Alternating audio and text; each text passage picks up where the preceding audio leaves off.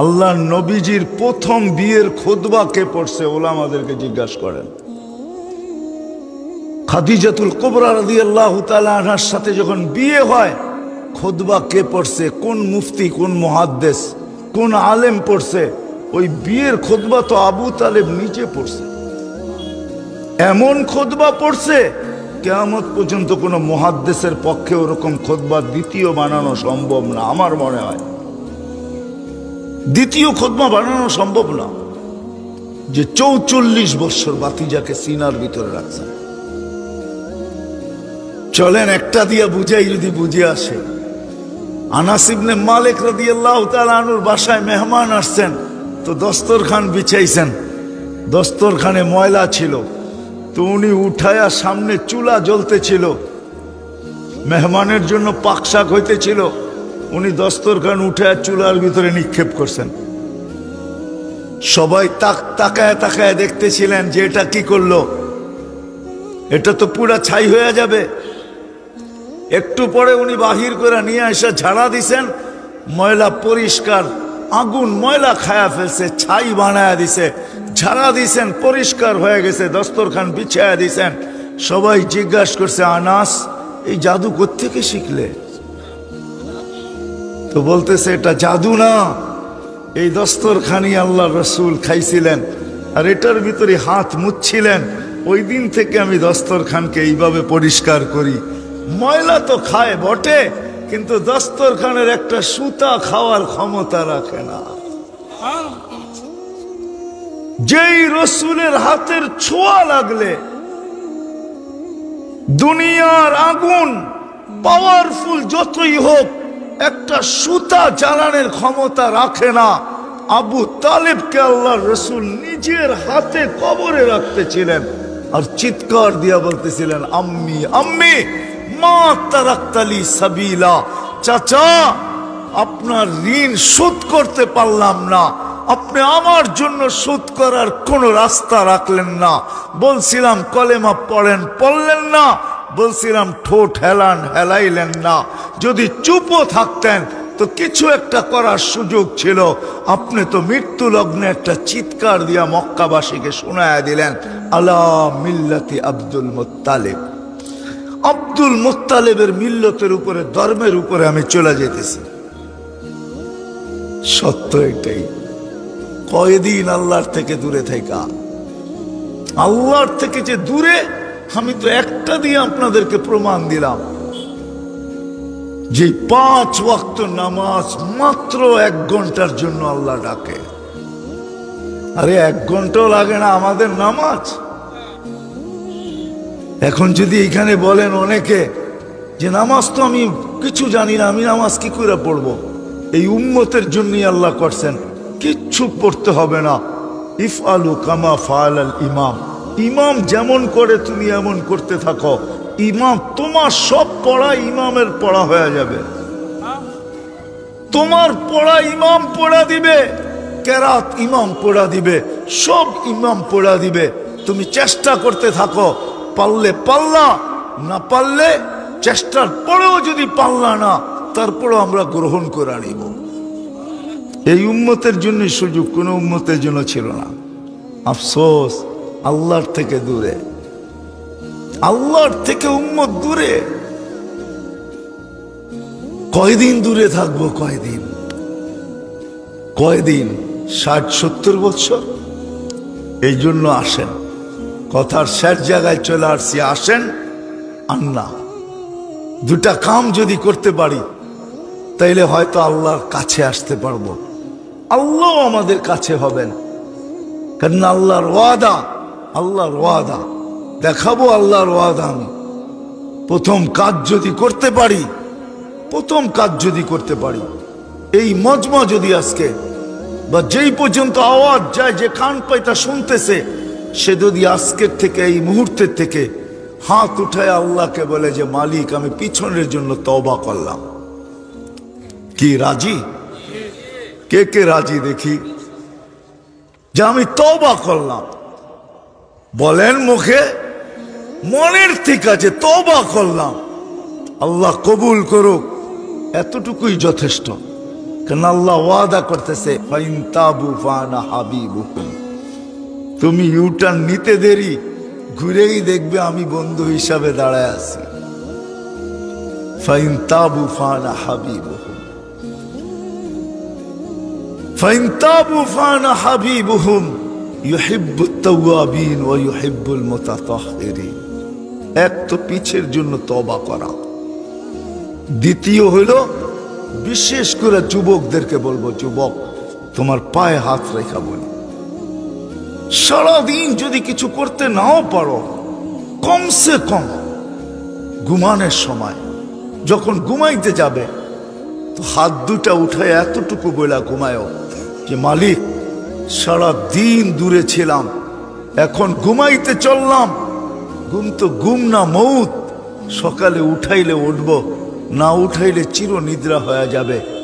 কত যুবককেই তো দরজা ভাঙ্গা সকালে বাহির করতে হলো না, এইরকম ইতিহাস নাই? হ্যাঁ হ্যাঁ, কত যুবকই তো ঘোড়ার পিঠে থাকা অবস্থায় দুনিয়ার থেকে চলে গেল, ঠিক না? বর্তমান ঘোড়া তো এটাই, ঠিক না? কি মোটর সাইকেল, ঠিক না? আগেরটায় ঘাস খাইতো, এখনটা তেল খায়। আগেরটা অ্যানালগ ছিল, এখনটা ডিজিটাল। যেমন আমাদের জান্নাতে যাওয়ার পরে জান্নাতের বাইক আরো সুপার হবে, দুনিয়ার বাইকের মতো না, ওটা পর লাগানো থাকবে, পর। কি? হ্যাঁ, সত্য বলতেছি। আল্লাহ রসুল জিজ্ঞাসা করছে মা তাস্তাহি আনফুসুকুম, আল্লাহ রসুলকে সাহাবা জিজ্ঞাসা করছে জান্নাতে ঘোড়া থাকবে? বলছে এই রক্তে মাংসের না, থাকবে মিন ইয়াকুতাতিন হামরা, লাল পাথরের তৈরি, টকটকে লাল স্টার রুবি দিয়ে আল্লাহ তৈরি করবেন। লাহু আজনিহাতান, দুটা টানা থাকবে। ইয়ারকাবু ইউসিরু হাইসু ইয়াশা, চড়বে আর যেখানে মনে চায় ওইখানে চোখের পলকে উড়া চলে যাবে। যুবকরা ভালো মতে শুনো কিন্তু, যেমন তোমরা বাইকে উঠলে হুঁশ থাকে না, আর পিছে যদি কেউ বসা থাকে তাহলে তো ফুল চার্জ, ঠিক না? মনে হয় আপনারা বোঝেন না, যুবকরা বুঝছে কি বুঝাইতে চাইছি, ঠিক না? পিছে যদি কেউ বসা থাকে তাহলে তো কি ফুল চার্জ না একবারে? জান্নাত তো এরকমই হবে, ঘোড়া একা উড়বে না, সামনেও একজন থাকবে, পিছেও একজন থাকবে, আবার যেখানে যাবে ওইখানে তো আসেই আছে। আল্লাহ ফুল চার্জে রাখবে জান্নাতীদেরকে, ওইখানে চার্জ 100টা পরিমাণও কমবে না। এই জন্যই তো হাদিসে বলে কুওয়াতু মিয়াতু রাজুল, 100 পুরুষের যৌবন শক্তি দিবে। কেমন চার্জ! তো যেটা বুঝাইতেছিলাম যুবকদেরকে পায়ে হাত রেখা বলি, যখন ঘুমাইতে যাবে, কেননা ঘুম না মউত, হাত দুটা উঠায় বলো মালিক সারা দিন তো আসতে পারি নাই, এখন ঘুমাইতে চললাম, কাল সকালে উঠাইলে উঠবো, নাইলে চির নিদ্রা। আমি আর তোমার থেকে দূরে থাইকা ঘুমাইতে চাই না, আমি হাত কিন্তু উঠায় দিলাম তোমার কাছে আসার জন্য, তওবার জন্য হাত উঠায় দিলাম, তওবা করে ঘুমাবো। কি যুবকরা রাজি? কে কে রাজি দেখি যে তওবা করে ডেলি ঘুমাবো? সত্য নামান, আল্লাহ তৌফিক দেখ, তৌফিক দেখ। কোরআন বলে ইয়া কওম ইস্তাগফিরু রাব্বাকুম ইন্নাহু কানা গাফফারা, মান লাযিমাল ইস্তিগফার। শয়তানকে যখন আল্লাহ বিতাড়িত করেন তো শয়তান আরো চেতা গেছিল, তো শয়তান আল্লাহকে বলতেছিল, বিতাড়িত করলেন, 1,85,000 বছর ইবাদত করলাম, তারপরও বিতাড়িত, চলে যখন যেতেই হবে তো কিয়ামতের সকাল পর্যন্ত আমাকে সুযোগ দেন। আল্লাহ বলে কেন? আপনার সব বন্দা গুমরা করে দেব। তো ফেরেশতারা বলে আল্লাহ একে সুযোগ দিয়েন না। তো আল্লাহ বলে যা, তোকে সুযোগ দিলাম। তো ফেরেশতাদের চিৎকার বাহির হয়েছে, আমরা না করলাম, ওইখানে বা করলাম, মানুষ বানায়েন না, তাও শুনলেন না, এইখানে না করলাম, ওকে কিয়ামতের সকাল পর্যন্ত সুযোগ দিয়েন না, তাও শুনলেন না। তা আল্লাহ বলে শোনো, আমি ইস্তেগফার নাজেল করলাম, উম্মত যখন ইস্তেগফার করবে তখনই আমি মাফ করব। মা সালা ইস্তাগফির ফাগফির। আর তৃতীয় কথা, তৃতীয় ওয়াদা, আজকের থেকে কোনো অবস্থায় নামাজ ছাড়বো না। ওয়াদা। যুবকরা কি বলে মনে থাকবে? দিলে গাথো, আজকের থেকে আর কোনো অবস্থায় নামাজ ছাড়বো না। আল্লাহ কবুল করো। এই তিনটা জিনিস যদি করতে পারি, কসম খোদার, আমরাও আল্লাহর কাছে হয়ে যাব, আল্লাহও আমাদের কাছে হয়ে যাবে। আজকে যেরকম দূরে, আল্লাহও দূরে, আমরাও দূরে। আল্লাহকে দূর করে দিছি তো দূরে হয়ে গেছে, অথচ উচিত ছিল সব সময় আল্লাহর কাছে থাকা। এই তিন জিনিস যে করবে সে সব সময় আল্লাহর কাছে থাকবে। আর আল্লাহকেও কাছে করার উচিত ছিল, কেননা সমস্ত সমস্যার সমাধান ওনার হাতে, আমাদের কাছে না। আর এটাই আল্লাহর ওয়াদা, আমাকে যদি কাছে করো তো সমস্ত সমস্যার সমাধান আমি করে দিব। আপনি বলবেন তাইলে সাহাবায়ে কেরাম কেন পোশাকহীন জীবন কাটাইলেন? গায়ে কাপড় ছিল না, পেটে ভাত ছিল না, পায়ে জুতা ছিল না, মাথা গোছার ঠাই ছিল না। কেন? কি কারণে? আল্লাহর রসুলকে তো আল্লাহ সমগ্র জগতের ভান্ডারের চাবি দিতে চাইছেন, চান নাই? মিকাইল আলাইহিস সালামের মাথায় দিয়া জিবরিল আলাইহিস সালাম নিয়ে আসছেন, বলছে আল্লাহ রাখতে চাইতেছে আপনার কদমে সমস্ত ভান্ডারের চাবি। কি করবেন? নিব না। 60-70 বৎসরের জন্য নিয়ে কি করব?